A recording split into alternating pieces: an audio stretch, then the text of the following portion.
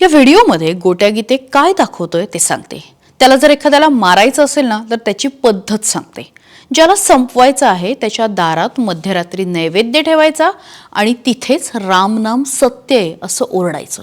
मग दुसऱ्या दिवशी त्या व्यक्तीचा जीव घ्यायचा. गोट्या गीतेने बीड जिल्ह्यातल्या अनेकांना संपवलंय असं सुरेश दशांसह अनेकांनी सांगितलेलं आहे. पण हा व्हिडिओ म्हणजे क्रूरतेची परिसीमा आहे. हा गोट्या गीते नेमका कोण बघूया. ज्ञानोबा मारुती गीते असं त्याचं नाव आहे. वाल्मिकचा राईट हँड म्हणून ओळखला जातो. परळीतल्या नंदागौळ या गावचा रहिवासी असून सराईत गुन्हेगार आहे. 15 वर्षापासून त्याच्यावरती परळी, परभणी, लातूर, बीड, पिंपरी चिंचवड अशा अनेक ठिकाणी गुन्हे दाखल आहेत. असं म्हणतं की तो बंदुका पुरवतो. बीडमध्ये अनेकांच्या कमरेला ज्या बंदुका दिसतात त्या गोट्या गीतेनेच पुरवलेल्या आहेत.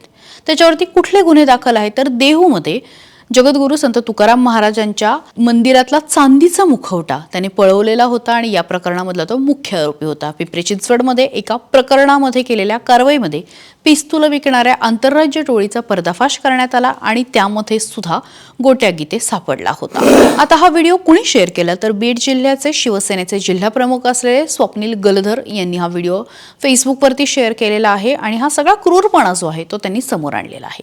याबाबत त्यांनी एक फेसबुक पोस्ट लिहिली आणि त्या पोस्टमध्ये ते म्हणतात, हे आहेत परळीचे महाशय गोटू गीते.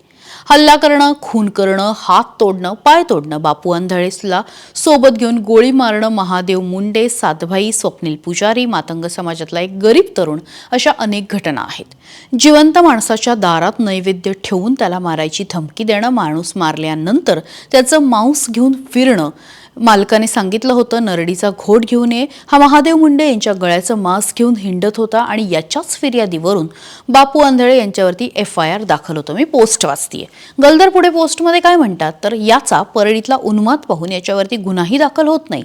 हे पाहून पुढे सरपंच संतोष देशमुख यांची हत्या करण्याची हिंमत व क्रूरता त्या प्रकरणातले आरोपी सुदर्शन घुले आणि इतरांना आली. मग पुढे रील बनवणं, व्हिडिओ बनवणं, बाप तो बाप रहेगा अशा पोस्ट टाकणं मूर्ख आणि जंगलीपणा होता यांचा.